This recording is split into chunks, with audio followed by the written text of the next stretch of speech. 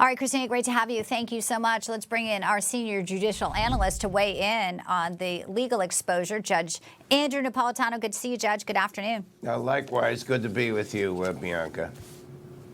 So we have Paxton saying it's illegal.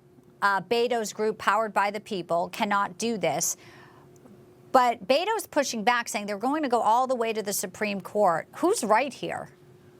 Well, listen, I don't defend the politics of Beto O'Rourke, and this is rather bare-knuckled when political adversaries are threatening to have each other arrested.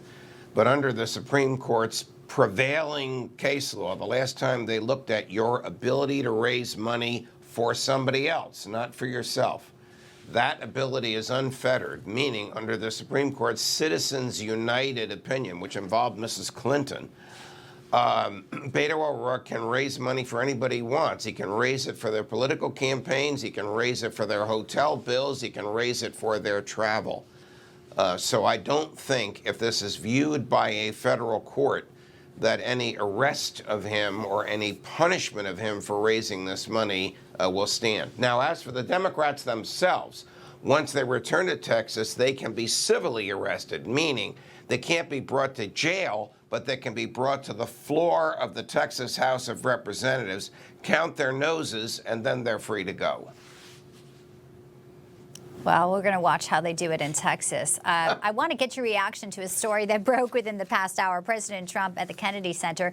We know he has put National Guard troops, federalized D.C., and he has called for this emergency order. Now, it's a 30-day order, Judge, and he is saying he wants Congress to pass a specific D.C. crime bill. They also want to talk about, the provisions here because there's cashless bail. There's things that he thinks could be stiffer incentives to make people not feel like the youth gangs. They can go in and do something, slap on the wrist. Well, the statute under which the president took control of the Metropolitan Police Department in D.C. gives him 32 days, 48 hours plus 30 days. This law was signed by President Nixon in 1973.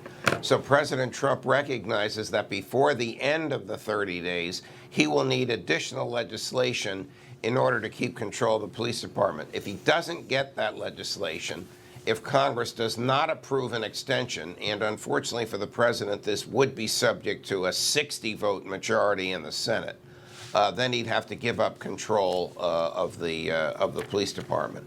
So he's quite correct in looking for new legislation.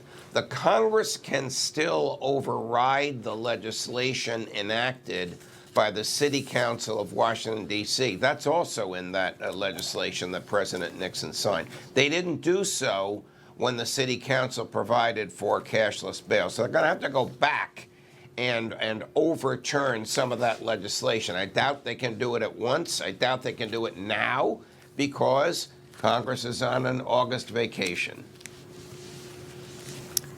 Well, there is no rest for the folks in D.C. who are out there trying to keep the peace there. Judge Andrew Napolitano, pleasure to have you. Thank you for joining us here today. I'm sure we'll see you back here real soon. Thank you.